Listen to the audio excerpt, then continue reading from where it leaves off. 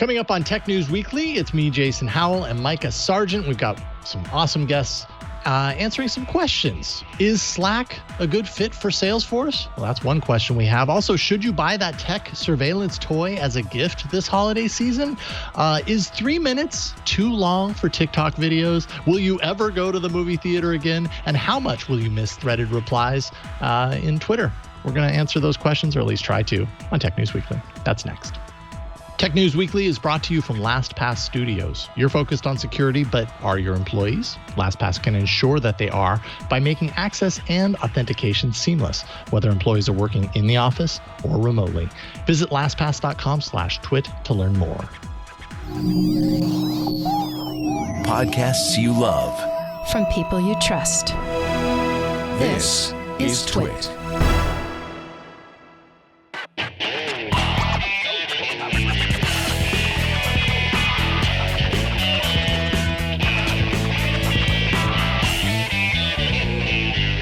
This is Tech News Weekly, episode 161, recorded Thursday, December 3rd, 2020. This episode of Tech News Weekly is brought to you by CashFly. Give your users the seamless online experience they want. Power your site or app with CashFly CDN and be 30% faster than the competition. Learn more at twit.cashfly.com. And by Manscaped, who's the best in men's below-the-belt grooming. Manscaped offers precision-engineered tools for your family jewels. Get 20% off plus free shipping at manscaped.com/twit. And by Worldwide Technology. WWT's Advanced Technology Center is like no other testing and research lab, with more than $500 million of equipment, including solutions from key partners like HPE and Intel, and it's virtual, so you can access it 24/7. To learn more about WWT, the ATC, and to become a member of their growing community, go to wwt.com/twit. Hello and welcome to Tech News Weekly, the show where every week we talk to and about the people making and breaking the tech news. I am one of your hosts, Mikah Sargent. And I'm the other one, Jason Howell. How's it going, Mikah? Our top story happens to tie in directly with our communication method when we're not talking on the screen and we need to chat with each other. It's usually in Slack, like back channel. So it's perfectly applicable. It absolutely is. Yeah, so I'm excited. We were off for a week last week, and we are back and in session, and you are going to tell us, or you're back in session. I don't know. I guess I feel very lawyery today. I have no idea. Anyway, what's our first topic? All right. This meeting is not adjourned. We have some big M&A and news this week. You've probably already heard about it, though. Salesforce announced its acquisition of Slack. Big time deal there. And we've got Alex Wilhelm, who writes for Techcrunch, also co-hosts the Equity podcast, joining us now to talk about this deal. Welcome, Alex. Well, I was very excited to come here until I discovered that it was actually Court TV. And now I'm slightly more terrified, I think. Yeah, we've realized in the past we make this show too fun, and now we're just going to make it really boring and court-like. So that's our strategy going forward. We'll see how that works. I don't hate that. Reuters exists, so someone has to do it. But anyways, yeah, the Slack deal. It's been a busy couple of days. I can only imagine. Yeah, and you've written quite a lot about it. I'm sure it's been kind of the topic at the top of your list all week long. Let's start with the price tag. Quite a deal. How do you feel about the value of Slack for Salesforce based on the cost of this deal? Like, is it bigger than you would have imagined before you even knew that a deal was in the works? What are your thoughts there? So a couple different ways to think about this. If you look at the pure dollar amount, $27.7 billion, it seems tectonic, just a sum of money that the three of us can't really comprehend. But there's two other ways to think about it. One is it was about 10% of Salesforce's market cap, or kind of like valuation. So Salesforce is making about a 10% bet of itself that Slack is going to be a transformational product. And I'm riffing here a little bit on something that Anshu Sharma said. He's a former VC and now a startup founder. And we were talking about the deal after it was announced. The other way to think about it is, what was Slack worth before? And the company has certainly appreciated in value, gone up since the deal was announced. But that's standard for takeover deals like this. You can't show up to a company and say, you're currently worth $94. I'll give you $93.50. All the investors will say, no, So you always have to pay a premium. I don't think 50%, give or take what this is now, is over the line into the kind of ludicrous territory. So I would say not cheap, strategic, and worth about 10% of Salesforce. So I don't hate the price, and certainly for Stuart and the other Slack people, a nice exit. Yeah, they don't hate it either. That's for sure. So why had Slack lost so much of its value after going public before this deal? And how do you think that's kind of impacted where we're at right now with the deal that Salesforce was able to reach with them? Yeah, so if you go back to Slack's reference price, because recall that it wasn't a traditional IPO, it was a direct listing. So we don't have that, it sold 5 million shares at $17 a share. Its reference price, I believe, was 26, and it was worth, I think, around 29 when the deal broke, and now it's, of course, worth a lot more. But the company had gone down in value from its early trading, as you said. There was a lot of optimism about Slack. I mean, if you guys recall, when Slack was kind of blowing up, people were very impressed with its growth rates, with its ability to attract external capital. It was a darling of the startup and venture worlds. Then it goes public, and then all of a sudden, it's no longer this, the coolest kid in high school. Now it's in, college or graduate school in this analogy, and the competition is much more fierce. Another thing that happened was that Microsoft came after it with great guns. Microsoft's Teams product, I think that we all presumed was going to be, and also ran from Redmond, ended up being relatively compelling, baking in parts of Slack and Zoom together in one platform. And that allowed Microsoft to begin to sell into the enterprise, and I think blunt Slack's growth. So suddenly, Slack is in the market. Its stock is treading water, as you noted. Microsoft is trying to hammer it into the ground, and someone comes along with a checkbook. It probably made some internal sense to go ahead and say yes to Mark Benioff's CRM machine. Indeed. And Salesforce is no slouch. So when it comes to companies, also, I would say, I've really just appreciated the Salesforce kind of ethos, the mentality behind what's driving the company. I've always thought Benioff is just a very respectable, commendable guy who's leading the company. So from an ethics fit, I think it's a pretty great place to land personally. What do you think? Do you think Slack could find better than Salesforce? And also one thing that stood out to me is Benioff mentioned that Slack is the interface to everything. Is he talking about just the fact that businesses are run off of Slack right now from a communication standpoint, or about what this will lead to when you've got the Salesforce machine teamed up with the Slack machine? Yeah. So the second question is hard. The first question is maybe not. So, thinking about where they might have landed, it's not that big a list of companies that could afford it.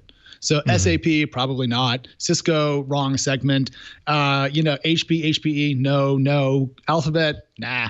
Apple, absolutely not. So you begin to whittle down the list of companies that have enough either market cap or cash to really make an aggressive offer for the company that was required to take it away from the public markets. So Salesforce in that context, I think, is a pretty reasonable fit. They also have a history of deal making at scale. They bought MuleSoft, ExactTarget, et cetera, et cetera, et cetera. So they have some muscle memory about bringing in a company that was independent into their realm, empire, whatever, and make it work. Your second question about product fit is the big one. But what I heard initially about the deal and what people were thinking was less from a product perspective and more from, interestingly, kind of a Salesforce perspective, like the force of their salespeople. Salesforce, the company, has an enormous reach into the enterprise market, the large company market, a lot of relationships, probably that Slack didn't have as a smaller independent company. So now can Salesforce sell into Slack and Slack sell into Salesforce? And if that's the case, then there's a lot of, quote, synergies in the deal. About the product connections, I don't know. I think it's too soon to say. The three of us live on Slack. I'm sorry to say, between Google Calendar and Slack, that's my entire life. And I have not used a enterprise CRM product or the Salesforce platform enough to see the direct lines between the two. But I certainly think that if you're Salesforce and you don't want Microsoft to continue to be the only center of gravity in kind of the corporate work environment with Office 365 and so forth, bringing Slack into your orbit does put you in a better position contra to Redmond. But that's speculative and certainly a longer term answer. Sure. Well, I appreciate speculative as well. So thank you for that. kind of dating back to 2009, I completely forgot about this. Then when I was reading about the deal, I remembered Salesforce Chatter, which was kind of a social product that Salesforce rolled out back in 2009. From my understanding, didn't really take the world by storm. This seems like the kind of the evolution to a certain degree of the desire to have a social tool or social element within Salesforce. So what has Slack done so right that Salesforce couldn't do back in 2009 with Salesforce Chatter? Like, how do they compare? Well, I don't want to just single out Salesforce here and say they failed. I mean, think about Microsoft. They bought Yammer, for $1 billion back around the same time, 1.2, whatever it was. And so a couple of big companies made investments either into product or into purchasing companies that were trying to do this kind of internal communication thing. They were always a bit clunky and a little bit unfun to use. What Slack did, and this is just my opinion, and I'm certainly not trying to be declarative. Maybe one thing that Slack did that was very smart was they were trying to be fun from the start. A lot of enterprise software is designed by the salespeople for CIOs. Slack had GIFs, you could tell jokes. It was designed to give you a space to talk to people kind of in the background so you could have private communications, and it felt pretty fun. It also developed a reputation of being cool. Developers were quick to jump onto it. Smaller companies were quick to adopt it. And I think that led to the market giving it more attention, which it desperately needed when it was quite small. And then also it became kind of the de facto source. So it had a viral element to it because people would found individual Slack groups for their gaming community or, whatever else. Discord, of course, is cut into that market somewhat. But a combination of smart product design, good marketing, early market pickup just worked. I mean, Zoom came out, right? And there was already a zillion products on the market to help you do video communications. And yet my family still uses Zoom every week for our call. So you can show up late and still win, is what I'm trying to say. And that's what happened here. And Stuart Butterfield's a great CEO. Yeah, indeed. I also kind of forgot in the shuffle that Salesforce was interested in Twitter back in 2016. There was news bubbling up about that, and it was kind of like, oh my goodness, is Salesforce going to end up with Twitter? That obviously didn't happen. Do you think the goal back then was similar to what it was now? Like, could we be looking at an alternate universe where Twitter was the Slack of Salesforce's future? If that makes any sense, kind of doesn't. No, I hear what you're trying to say, and I empathize with how hard it is to phrase. I think we're all very glad that Salesforce didn't buy Twitter. Right. Indeed. I don't know what Mikah thinks, but I think you and I, Jason, are opposed to that idea because can you imagine the suits running Twitter? I mean, I don't know. I think that would be terrible. But I mean, it does go to show that there's been appetite on the Salesforce side for large deal making. They're not afraid to go out there and spend some money. But I think for all of Mark Benioff's positive qualities that you outlined, or touched on earlier, he's also a big brain on stilts, and not every idea that comes out of that's going to be great. And I think he's kind of famous for having many ideas. Again, not really a bad thing as long as you don't execute the bad ones. But I wonder if that Twitter thing was more him vamping than actually takeover talks. We got to do something. Yeah. The Twitter thing, it's big. My niece uses it. Yeah, exactly. Yeah. So let's talk about Microsoft recently. I mean, so I have described Microsoft Teams as foie gras, and as a thing that I see very negative, which is sort of you keep stuffing it full and full and full and full and full, and that's supposed to lead it to be this delicacy. But Microsoft Teams has quickly started to bloat. Now, despite that, some of the changes that it has made recently involve the sort of desire to be appealing to the average consumer, as opposed to being a tool that is just for businesses to communicate with its employees and employees to communicate with one another. So do we see Microsoft Teams? Of course, Slack on its own was quickly being overtaken by Microsoft Teams in some ways. But now that it is owned by Salesforce, do we see that as a way for Slack to take on Teams? Because I think that it's easy for us to think of it from the point of view of what Salesforce gets out of this deal. But let's talk about what Slack can get out of the deal of being purchased by Salesforce. Is it now equipped to take on something as big as Microsoft and its Teams platform? Oh gosh. I mean, so it's always hard to bet against Microsoft, even though they have some high profile mistakes and things that didn't go well. Like, RIP Windows Phone, RIP Zune, two of my favorite Microsoft products ever, or product lines. The progression of Teams from zero to hero has been one of the most underrated business stories in some time. I don't know if you guys recall this, but when Microsoft kind of announced Teams, Slack took a full page ad in the New York Times, like welcoming Microsoft to the competition, showing you, I think at that point, their hubris at their market position. But what they forgot was everyone buys Microsoft. And so that means Microsoft had a relationship with every single business that buys software. And that was an enormous channel, and they could sell it for free as part of, now Microsoft 365. So Slack, it needed a platform to stand on. It probably needed something else to kind of attach to. I don't think it was going to be able to keep up its growth rates in the market as it was. And that's probably a chunk of why it sold. What I'm hoping, as a Slack user day to day, I mean, I live on it. As a Slack user, I'm hoping that Salesforce invests in its product and marketing and sales channels and leaves its culture alone and doesn't try to Salesforceify Slack. If it just gets money, resources, and customer access, hard to see this as a loss for Slack, because if they get more market penetration via Salesforce's existing customer base, they can go more quickly, better defend their position, and at least fend off Microsoft effectively. If Salesforce shows up and tries to Salesforceify it by making it a bit harder to use and crappier and slower, like all software does over time, bloating like Teams and iTunes and Salesforce is a CRM product, it would be a net negative.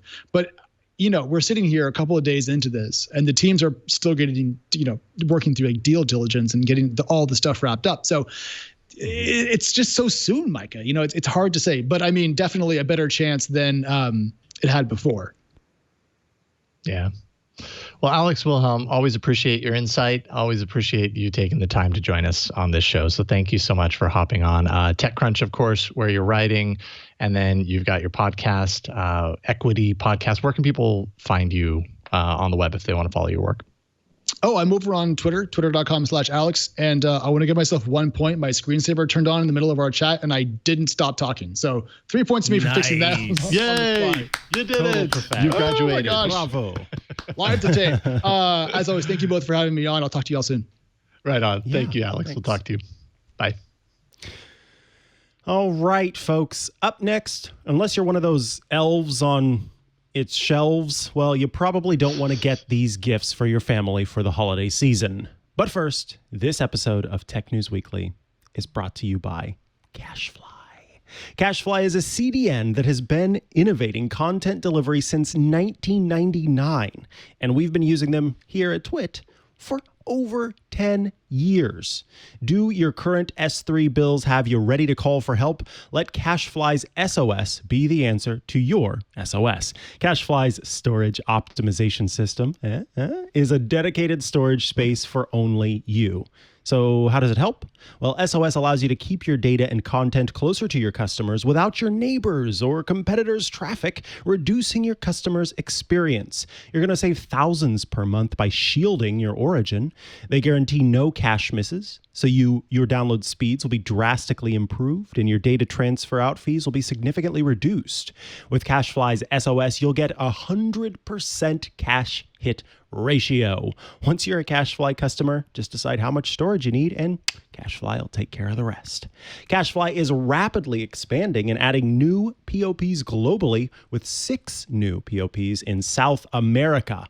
They are serving 10 times the amount of traffic in Latin America over last year. They've not only maintained but drastically improved their performance in the region while taking on a much higher traffic load.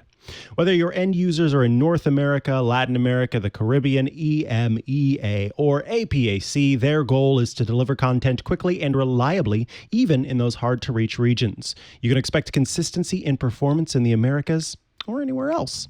Because of their reliable throughput and scalability, up to 5 times faster than other CDNs. SOS is backed by CacheFly's 100% uptime SLA guarantee and its industry-leading global performance.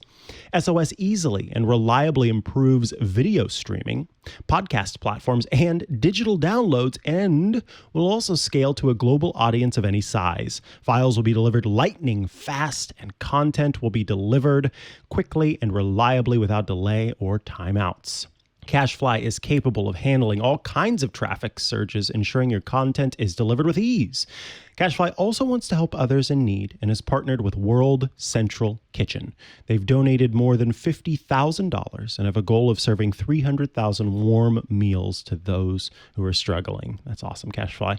With standard, powerful throughput, low latency, high cache hit ratio, and 100% uptime SLA, CacheFly is your go-to. Let CacheFly's SOS be your SOS. Just for TWiT listeners, CacheFly is giving away a complimentary detailed analysis of your current CDN bill and usage trends. So see if you're overpaying 20% or more for CDN. Learn more at twit.cachefly.com. That's twit.cachefly.com. Thanks so much to CacheFly for not only sponsoring this week's episode of Tech News Weekly, but for your assistance in keeping the TWiT network running over these years.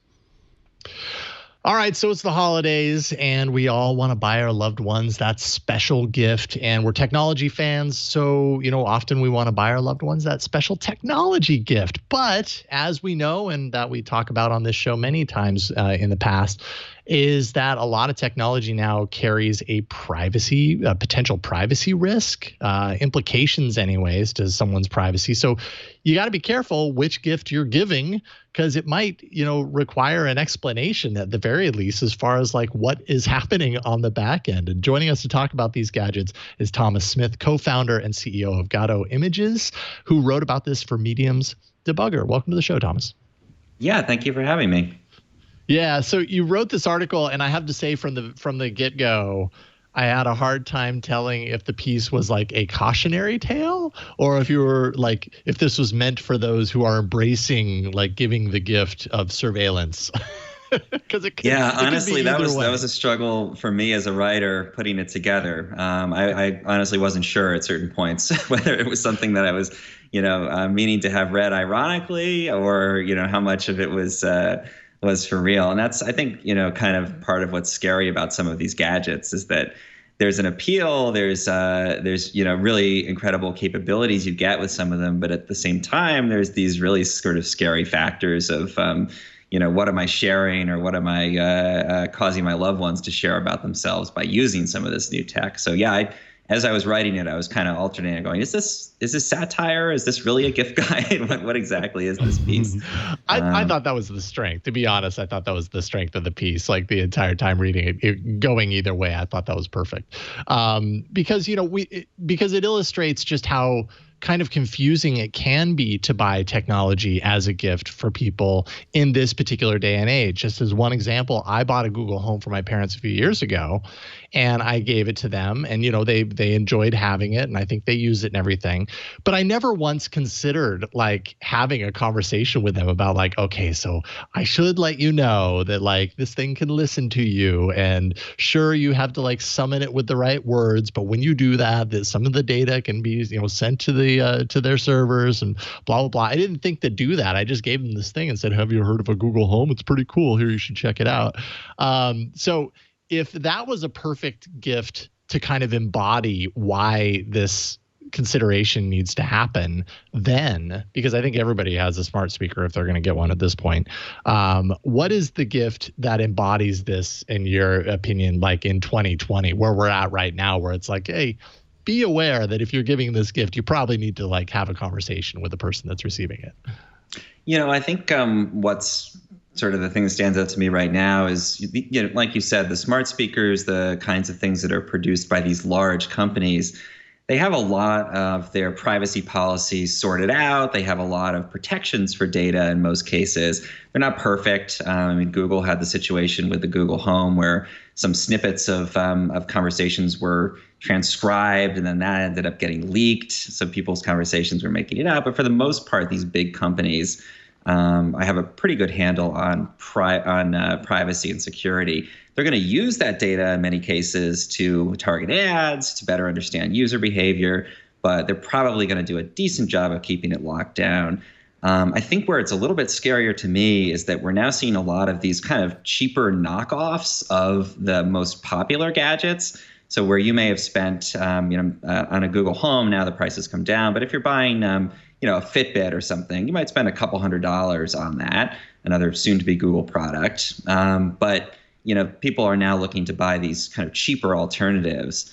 And in many cases, the companies that produce these kind of knockoff hardware or things that look good on paper, work pretty well, but are still capturing this data, they don't have the resources to protect privacy. They don't necessarily have the resources to make sure that data is staying secure. And I don't think people know that. They say, okay, I've got the Fitbit, and I know that that's going to be pretty secure. So if I buy, Huawei's Honor Band, I'm sure that that's going to be fine too. It's $36.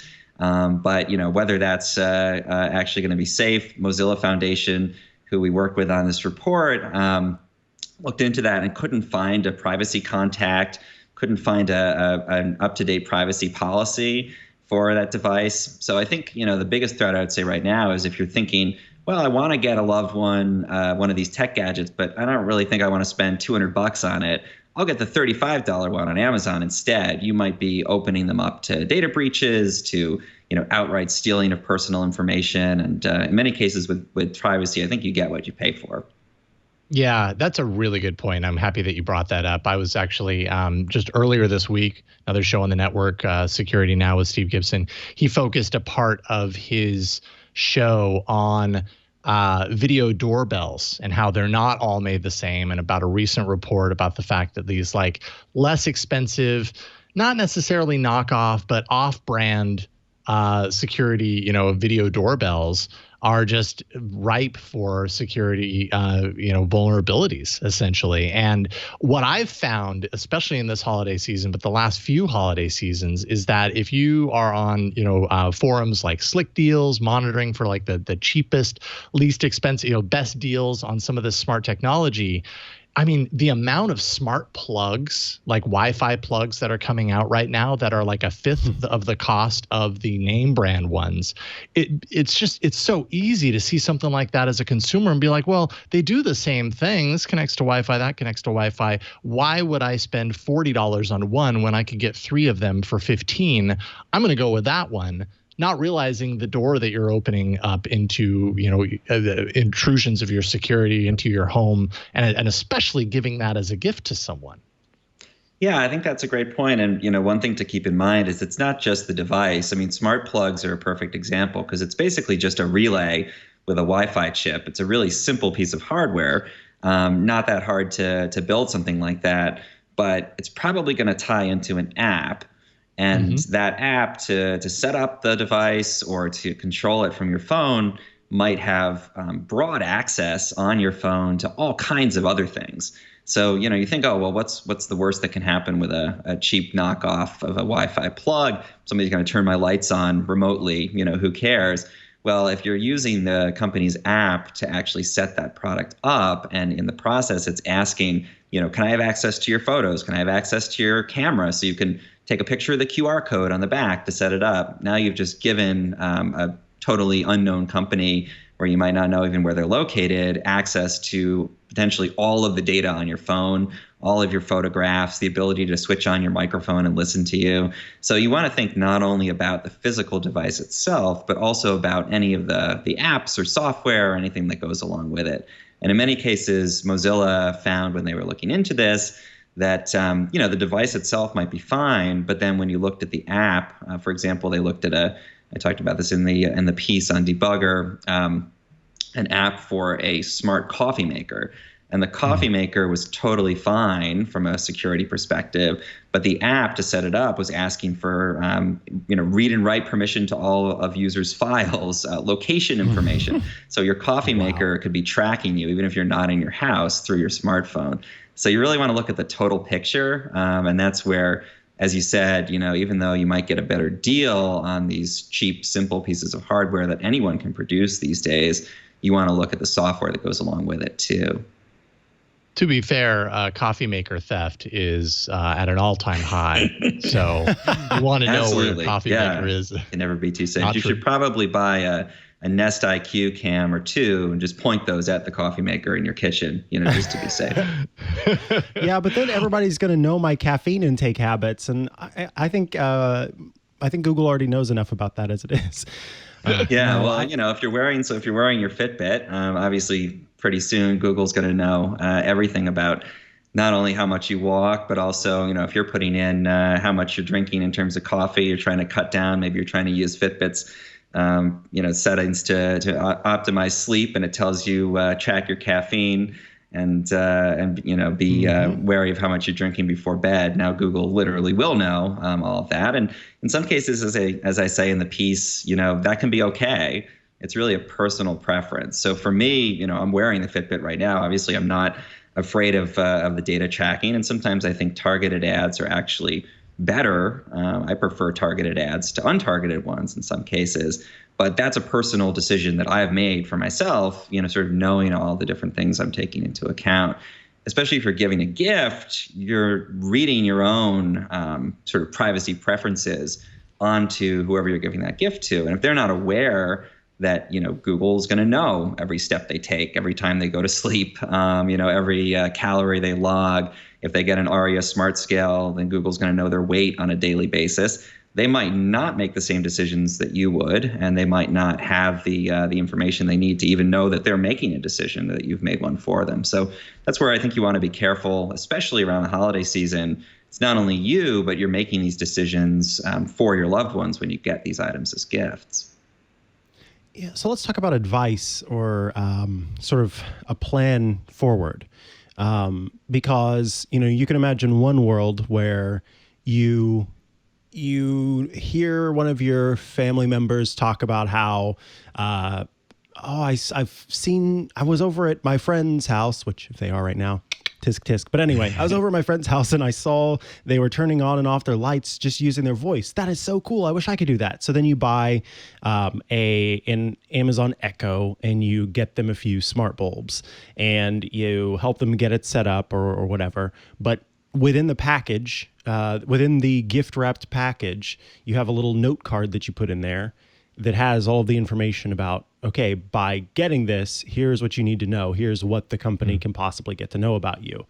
Is that the way that you sort of suggest? Do people, and it probably sounds like I'm being facetious or a little sarcastic, but I'm genuinely asking or sincerely asking kind of what do you recommend as a way to help educate family members? Or is your suggestion, recommendation more that we opt out of getting these kinds of gifts for family and let them get these gifts for them, get these products for themselves? No, I think it's definitely really great to get a lot of these gifts for people, especially, with COVID. And as you said, people really shouldn't be gathering. I know, I have family all over the country, and, getting people an Amazon Echo so that they can, have a video call is a really wonderful thing to do in many cases.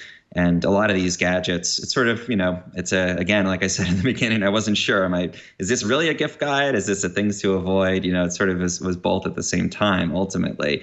A lot of these gadgets empower you to connect in ways that are really wonderful and really should be encouraged. But at the same time, there are these security concerns to be aware of, or steps that people can take to better protect their security when they're using these kinds of gadgets. So what I advocate is, go ahead and get people the gift. Don't necessarily feel you have to, tell them everything in advance that you're going to give them. Get them the gift, but make it a conversation. Make it an open door where you say to them, what have you read about privacy? Do you understand that this has a camera on it, that this has a microphone on it? Do you get that these are the times that it's recording you and the times that it's not, and this is how you switch off the camera if you want to? Make it an open dialogue with people. And if they don't have the resources, direct them to resources where they can learn about it in a way that's, pretty user friendly. And I think the Privacy Not Included report from Mozilla Foundation, that's one that I love, because they go into, really bullet points about each of these gadgets. They give their opinions. That's a resource you can share with family members so they can do some of their own research without having to know all of the background on what these devices are. So, empower them with those kinds of resources, and also make it really clear if they're uncomfortable in any way that you won't be offended if they return the gadget, if they get a different version of it. I think too often people feel, especially because some of these tech products are really expensive, you've just gotten me this really nice, personal smart assistant. I'm not going to return it, even though I feel a little bit weird about it because, I don't want to offend you. So just to make clear to people, if you feel uncomfortable in any way, it's not going to offend me. You can return this. I'll get you, something different, or we'll find a version of this same kind of device that's less intrusive. So just make it an open dialogue. Make it clear that they can reverse the decisions that you're making on their behalf. And, otherwise, I think people should take advantage of, getting healthier with a Fitbit, or connecting better with a smart assistant that has video calling built in, or just, I talked about the sort of strangest, I think, gadget to come out of this year, which is the new sort of mini drone from Amazon, the Ring Always Home Cam. It's basically a tiny drone that flies around your house. And you can view it when you're not there. I'm terrified of it. I'm also a little bit intrigued by it, as I said in the piece. I'd kind of like to see how it works. So I think just make it an open dialogue, empower people with the resources that are out there, like the Privacy Not Included report is a great one, and then just make it clear that they can make their own decisions, and you won't be offended if they make a different one than you did. Great advice. Excellent advice, and we have plenty of time. We've got an entire month to think about this leading up to the holidays. So if you've brought these gifts or you're thinking about it, really good to think about that education aspect on the back end, especially right now. I think people would really appreciate that. So Thomas Smith wrote this piece for Debugger. That's debugger.medium.com. So people can definitely check out all of your suggestions there and your recommendations or warnings, depending on how you want to interpret it. If people want to follow you online, Thomas, where can they find you? You can find me on Twitter. It's TomSmith585 is my handle on Twitter. And you can also follow me at medium.com/TomSmith585. Right on. Thank you so much for joining us today. We'll talk to you soon. Thank you for having me. Take care. Thank you. All right. Coming up, TikTok is apparently testing 3-minute videos. So all the services, again, kind of get closer and closer together to the same thing. But first, this episode of Tech News Weekly is brought to you by Manscaped. It is that time. That's right. It's the holidays. It's time to gear up, get yourself the gift of shaving this holiday season, or someone that you love. I'm talking about the Manscaped Perfect Package 3.0, which you're going to love. Look, we've all cut ourselves shaving, or at least I think so. At least I've cut myself shaving a few times on my face. That goes for up there, of course. It also goes for down there. I've done it. Let's just say it's a little bit of panic when that happens. You're like, what have I done? I don't want you to experience that panic. If you haven't already, I can help you to avoid that panic. That's why we recommend Manscaped products. Manscaped has redesigned the electric trimmer. Their Lawnmower 3.0 has proprietary advanced skin-safe technology, and it's waterproof, so you can use it in the shower. In fact, I keep mine just right there in the shower on a shelf. So it just stays in there and it's ready to use. It's literally everything you need to keep trimmed, cut-free, and smelling nice. The Manscaped Perfect Package 3.0 includes the Lawnmower 3.0, the Crop Preserver, the Crop Reviver, Magic Mat, which is actually a disposable shaving mat that you can use, and get the Perfect Package now. You'll receive their 2 free gifts: the Manscaped Boxers, super comfortable boxers, by the way, and the Shed Travel Bag, which is awesome. It fits all of my toiletries when I am traveling. It's awesome to have. I love having that bag. Also, you're going to receive a replaceable blade every 3 months.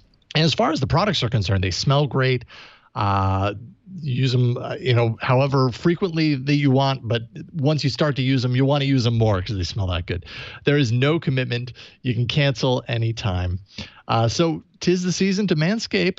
So get yourself or your dad or your brother, your friends, the best gift of all. That's the Manscaped Perfect Package 3.0. Don't forget to check out other products that Manscaped offers. They do offer other things like the Shears 2.0. That's their luxury nail kit.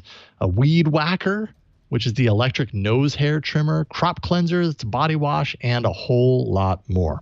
So get 20% off plus free shipping at manscaped.com/twit.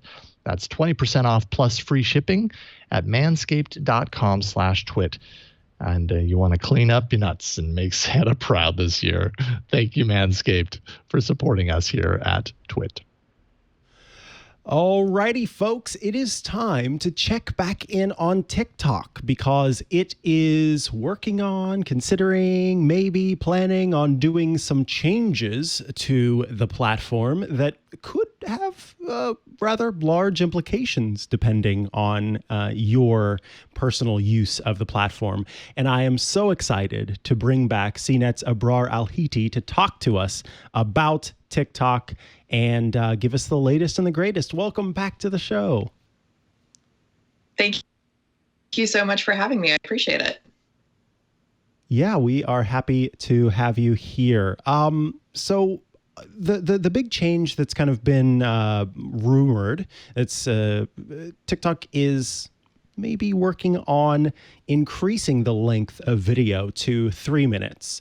I have to say, as someone who is just an occasional parasite on TikTok, meaning I don't ever contribute to the platform, but do look at a lot of videos there, I don't know currently what the limit on the video is. I don't know what, the largest amount of video that you can make. So can you tell our listeners, our viewers, kind of what TikTok's standard is now?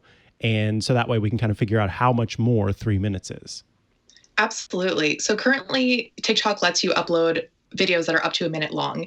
And that might not sound like a lot, especially if you're used to like YouTube.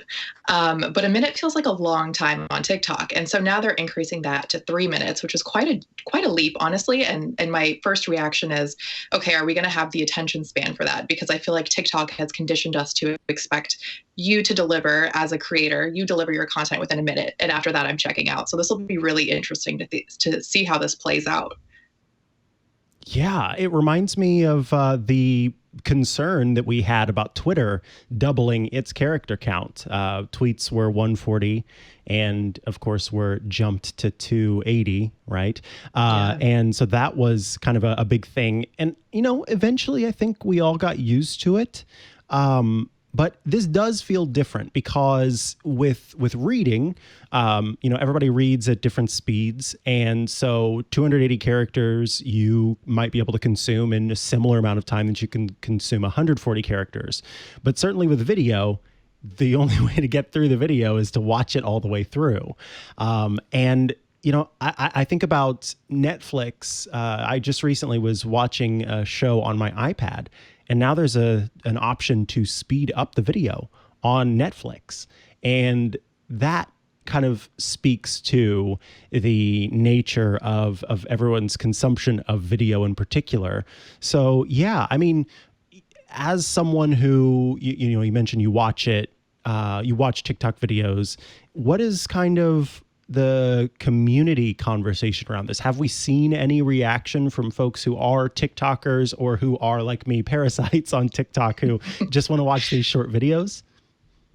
Yeah, you bring up a lot of good points about the ways that, whenever social media sites roll out these changes, at first we're super hesitant. And at first we're like, why are you doing this? It's perfect. Why would you? But social media sites change. That's what they do. That's what they always will do. And that's what they always have done in the past. And so some people have responded saying, like, there's no way I'm going to be able to focus or, watch 3 minutes of video. But there's a high likelihood that we will still watch that content. And, with TikTok videos, you can't, rewind or fast forward. You have to watch the whole thing through. So this is great for TikTok because it might mean more time that we spend on the app, which is what they want. But there are some people there's one bright side here potentially, which is a lot of times people will do like this video for part 2 because they can't fit everything into the 1 minute video. And people are always so annoyed by that because they're like, just give me the content. I don't want to go to your profile. I don't have to follow up in a day. Like, just give me, because God forbid we're patient about anything. And so, and so this is like potentially people might be able to squeeze in more content, but it does kind of take away from that resourcefulness that a lot of people have been able to utilize, and in the sense that, okay, I have to just pack it all in and I will not waste your time because you will only give me 60 seconds. You just absolutely sold this for me though, because I remember I can't even remember now what video. Oh, it was a tutorial video. It was like a recipe video. And I was just drawn in, but it was saying, oh, you're going to have to wait till next week or the next one to see the next part of it. And you're like, I don't want to have to do that. So yeah, actually you may have just sold me on this, but I do want to talk about creativity and how oftentimes creativity thrives in limitations. And, you think about the blank artist's canvas, very something that any creative kind of struggles with. And, it's enough when the canvas is I don't know, 7.5 by 15, but then to make it grow even bigger, now you've got even more blank space to fill. Mm-hmm. Do you think that the increase of video, like the ability to add more to a video, is going to change the way that kind of the best TikTokers do their work? Because there's nothing that says you have to now do 3-minute video. Mm-hmm. So do you think that we're going to see a big change where it is 3-minute video now? Or is it just going to be that, hey, most people are just going to do those short videos they've always done, but in the occasion where normally they'd have to kick you to another video, they can fit that into the one piece?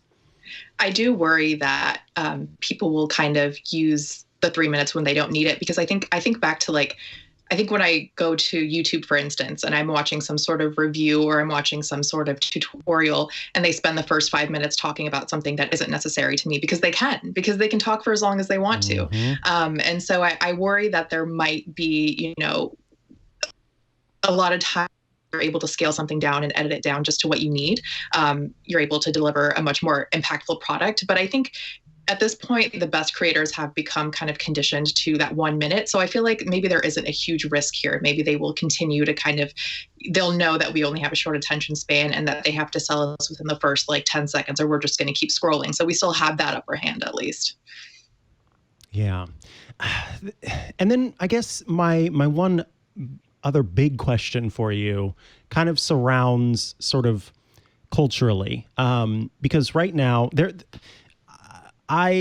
this is going to make me sound a little silly, but I feel like I kind of have a boomer little personality. It's what's that Pixar film with all the different feelings? I've got a little boomer voice that sits in my head that sometimes gripes about things.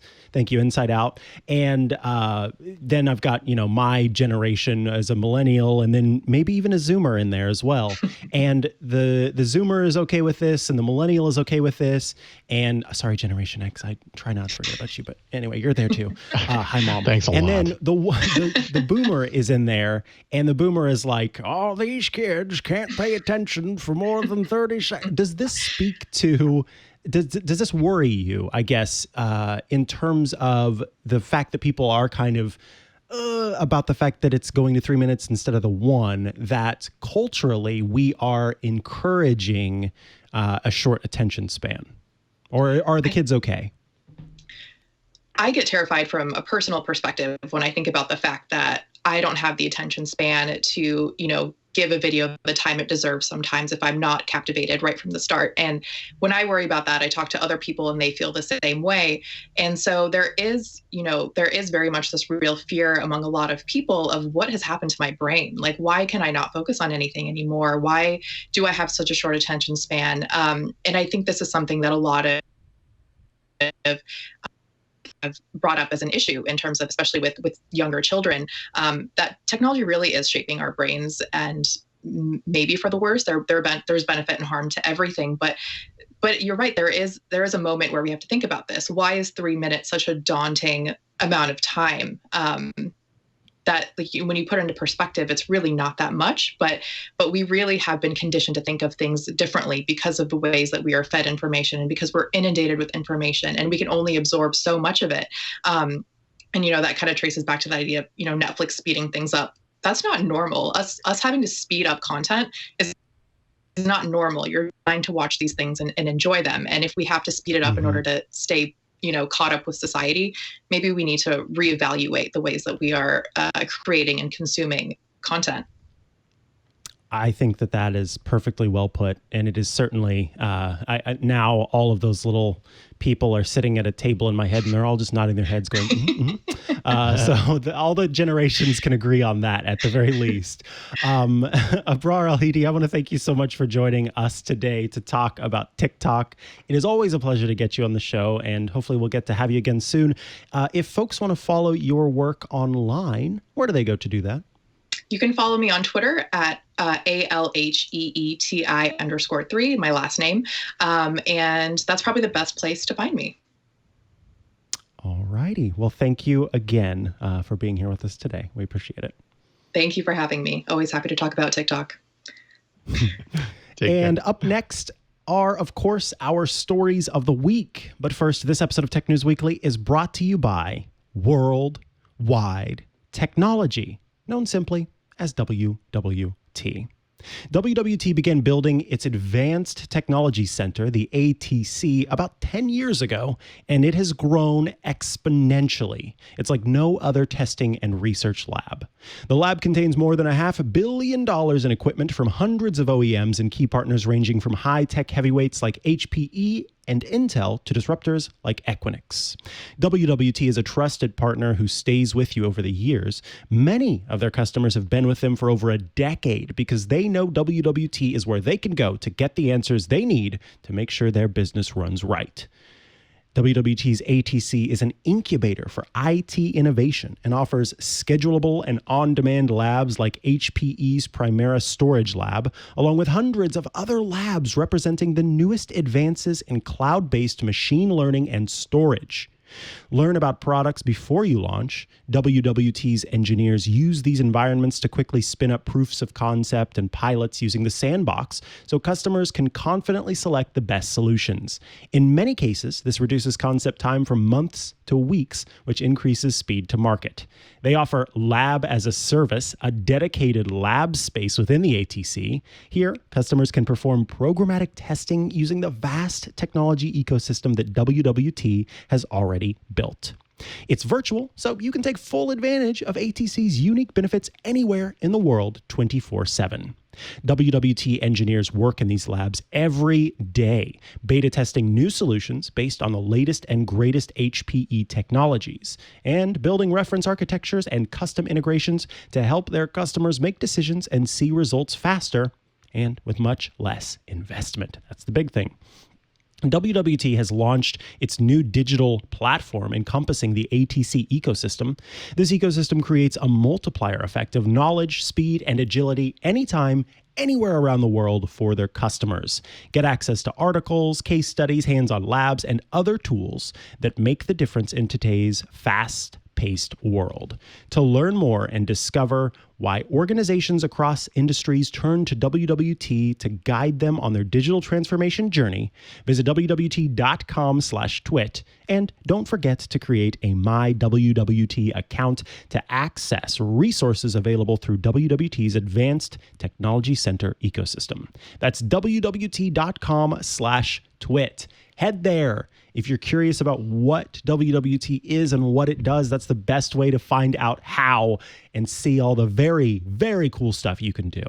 WWT, delivering business and technology outcomes around the world. Thanks so much to WWT, Worldwide Technology, for sponsoring this week's episode of Tech News Weekly.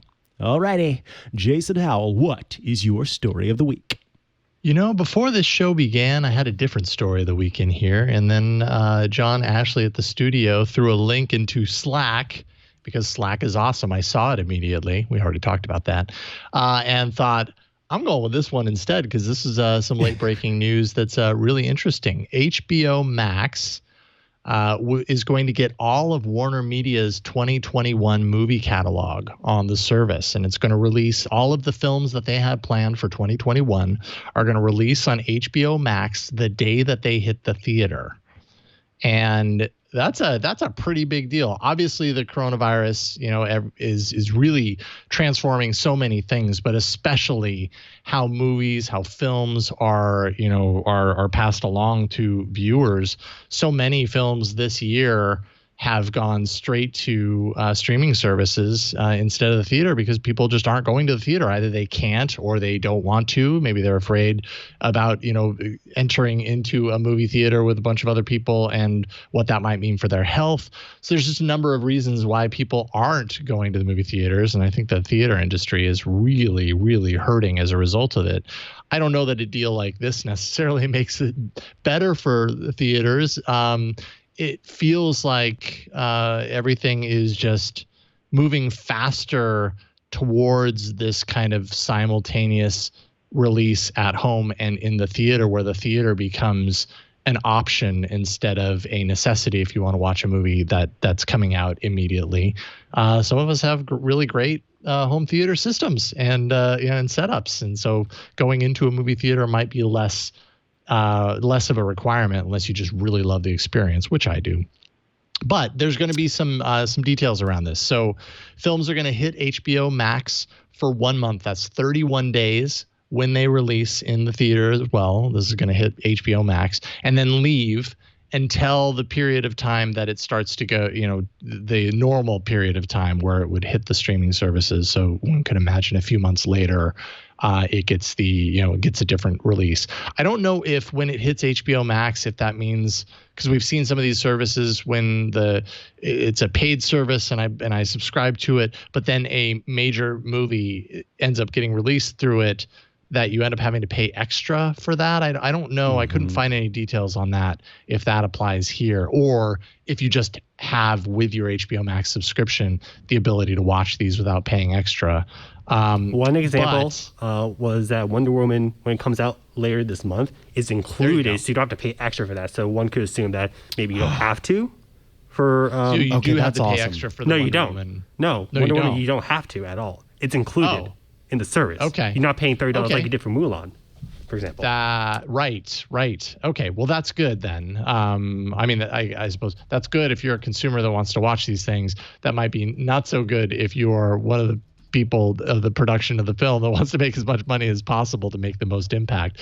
But The Matrix 4, Dune, there's a Sopranos prequel called The Many Saints of Newark, The Suicide Squad.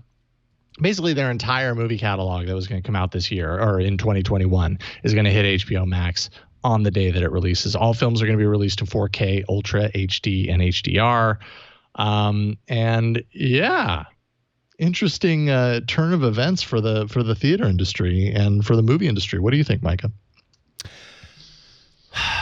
So I've never really been into, first of all, movie theaters, going to movies in general, but also movies in general. I don't know why, but I'm just not a big movie person. And perhaps it's because I prefer the 1 minute video to the 3 minute video. No, I kid, because there are some shows that I watch. Netflix's The Crown is a good example of this, where essentially you're watching a big old doggone movie over the course of episodes, and I can sit and binge watch half a season in a day, and it's wonderful for me. I love it, but it's just sort of a mental block when it comes to movies. I just don't like movies. That said, I am excited that as a person who has made every possible decision that can possibly made to stay home, to be safe in this pandemic, I am happy that, the movie theater and Hollywood is paying attention to that and is trying to make it so that folks can watch those. I think that's a responsible thing to do. So that's good. And I have to say that even though I don't like movies, it takes a lot for something to overcome my distaste for films, and Wonder Woman fits well within that group. So I am looking forward to seeing Wonder Woman from the comfort and safety of my own sofa when that is available. But yeah, I don't have too much emotion tied to movie theaters And so because of that, I don't think I'll be on the front lines or the backup crew for going out there and shouting that we need to keep movie theaters alive. Yeah. I mean, I would be I would be really sad if movie theaters became a thing that was no more, like a distant memory. And I don't believe that would actually happen. I think there's always a room for a movie theater, just because, I mean, from the beginning, from the birth of film, there has always been movie as an event to go and share with, as an experience with a room full of other people on a very large screen. That's just always been a thing. I personally believe, and maybe it's a rose-tinted view, think that there will always be room for that. With purists and everything like that. I used to work in a movie theater. I managed a movie theater for years. So I've always been a big fan of film from a young age. So I have an attachment to the movie theater experience because of that. But I also realized that in the last 10 years, so much more of my habit of consuming movies and TV and everything happens in the living room, because our TVs have gotten bigger, our home entertainment setups have gotten nicer, and now the content is in many ways equally as good. Even like you say, even TV content is equally as good as a lot of film content. Like, what is the delineation between one and the other? Lately, it's really hard to find the difference between the two. There's a show that I'm watching right now called Industry on HBO, and it could very easily be there's no distinction between that being a film that just happens to be 45 minutes and a film that you see on screens, and even on All About Android, Ron a couple of days ago, Ron Richards mentioned that he did a podcast that was all about the realm, where we're at right now with these films ending up coming on streaming instead of in the movie theater, and how they don't feel like films anymore because they're not on the big screen. And I think that kind of points to what you're talking about, is that just experientially and maybe even generationally to a certain degree, there are those of us that is an experience. Going to the theater is an experience that is just tied intrinsically to watching a film. And there are a lot of people that that's not necessary. Now that's not necessary. And especially with this news, that's really not necessary. And so, yeah, I don't know what that leads to. And of course, we should give a shout out to your generation, Gen X, where, Thanks, Mikah. You mentioned, you're very welcome. I'm sorry, Gen Xers. I felt so left out earlier, but I've got a lot of friends in that generation and family in that generation. So you're all just so kind and not gripey about all the rest of us. Nice save, Mikah. Yes, thank you. I don't know if they could hear that, but our TD just whispered in my ear and said, "No, they hear that. I'm talking to everyone right now." Oh, okay, cool. All right, so there's movie theaters, and now it comes time for my story of the week, which is that Twitter has tended to, in the past, kind of experiment in public. In semi-public, in public beta, in public private, which is through the use of an app that is called I think it's TWTTR, basically all of the, TWTTR, which it just takes all of the vowels out of the word Twitter. And that app was a place for Twitter to go and experiment with potential changes that would be coming to the platform. But what would happen is there would be changes made, updates made to the Twitter app, and then people would go, "Oh my goodness, Twitter is changing this because I saw it in the Twitter app." And then you'd see a bunch of different blogs publish, stories about it, et cetera, et cetera, et cetera. And so the iteration that they were doing kind of was constantly ridiculed by more than just the pool of beta testers that they had.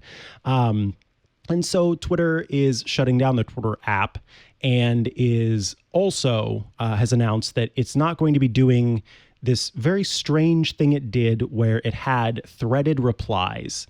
So threaded replies, because I want everyone to be careful here, or to be super aware here, given that when I was reading this, I got very confused and concerned because I thought that they were saying that they were taking away threads. And that is one of the tools that I like to use and a lot of people use on Twitter to tell stories, to add on to tweets that they have, to update tweets from years ago. There's this ongoing joke that I have on Twitter about the Google Drive trash, because Google constantly notifies you that Google Drive's trash is changing. And so every once in a while, yeah, exactly. So every couple of months, I'll respond to that tweet to say, did you know Google Drive's trash is changing?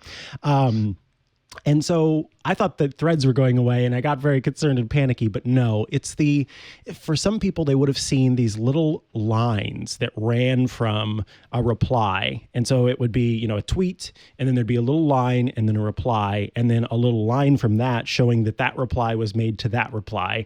But then there would be another line that was showing that second reply was made to the actual tweet itself. And it just ended up being kind of confusing. People felt like it kept them from wanting to jump into a conversation because they didn't know if they were responding to the tweet or to the reply. And, confusion leads to friction, which leads to lack of action. And Twitter would rather you be very comfortable adding to the platform rather than adding any friction to keep you from adding to the platform. So they are removing threaded replies. And as I said, they are canceling the Twitter app. I have to say, I'm a little bummed that they're canceling the Twitter app, and I'm going to keep pronouncing it that way, because it was kind of nice to see what Twitter was thinking about doing and seeing those articles pop up so that I could read about new things. But I get it. I get why they're getting rid of it. So yeah, I don't know. Jason, did you get that feature that lets you do replies and view them as if they were threaded? Or actually, let me start by asking you this. Do you use the official Twitter app on your Android devices, or do you use a third-party app? No, I use the official app. I used to, for the longest time, used third-party, but then Twitter got kind of third-party app hostile, or maybe hostile is the wrong word, but they started to really kind of limit what third-party Twitter apps could do. I know on Android, I'm assuming also on iOS. Memory is failing me right now. Yep. But it, and at a certain point, I just kind of realized like, okay, well, you know what? The official app is good enough, and it had gotten better. It used to just blow. Like it used to just be horrible. And then it got a lot better. And I feel pretty comfortable with it now. I did get the threaded replies functionality or feature or whatever view. And I will totally agree. Like, it's interesting to me how I love threads, threaded replies and that type of view in something like a Gmail or whatever. But in Twitter, it just didn't work for me. And I don't know if that was just because I was so used to seeing without that, but I felt like I was always like looking at the lines, and though they should have made more sense of things, they made me look at it longer to try and figure out, okay, wait a minute, what's attached to what here? I found it more confusing. Yeah, it was confusing. You don't want to confuse your and unless you're Snapchat, your users, you don't want to confuse your users. That's by design, I suppose. Yeah, that is how they keep other generations out of Snapchat. Yes. That I am convinced that is the whole purpose of the very perplexing and very confusing Snapchat UI. And that is where the boomer in my head wins out, because I do not use that app. I hate that app. And I do my best to avoid that app. Despite the fact that my partner continues to send me messages in Snapchat. I'm like, oh, I guess I'll never see that. I'll see that someday. Someday down the line. Yeah, someday, maybe. Snapchat will be less confusing. Probably not. It'll only get more confusing. Anyway, thank you for your thoughts on that. I think we have come to the end of another episode of Tech News Weekly. We have indeed, and concluded another episode. The court is about to be adjourned.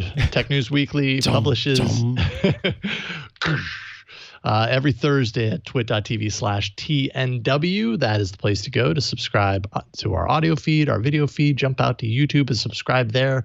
Point being, once you subscribe, you don't have to go to the site searching for a new episode. It just appears magically for you, and that's the best. So do that. Beautiful. You, of course, can follow us on, I don't know what that voice is. Weird. You can follow us on social media.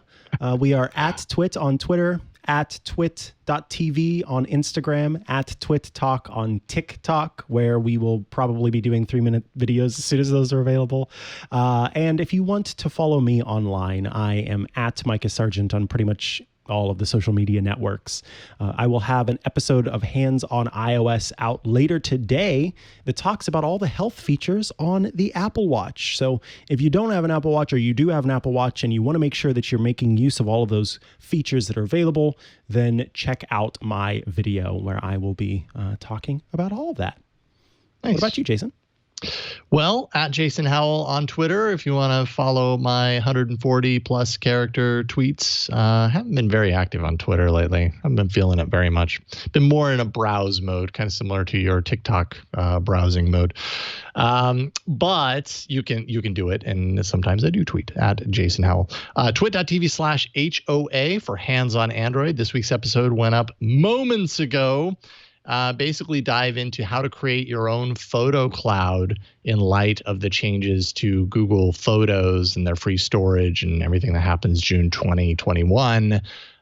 Maybe you want to take matters into your own hand and put it onto a Plex server. And so I show you how to do that. So twit.tv/HOA. Thanks to everyone at the studio for helping us do the show each and every week. John Ashley, Burke McQuinn, of course. And thanks to you for watching and listening each and every week. We'll see you next time on Tech News Weekly. Bye, everybody. Goodbye. Hey, what's going on, everybody? I am Ant Pruitt, host at TWiT TV. Got a question for you. Have you gotten tired of how bad your photos are looking every time you post them to Instagram? Better yet, have you gotten yourself a new camera and you can't quite figure out why the images just don't look that good? Well, I have a solution for you. It's my show, Hands on Photography. Each and every Thursday, I sit down and share different tips and tricks that are going to help make you a better photographer and a better post processor. So subscribe today at twit.tv/hop to learn more.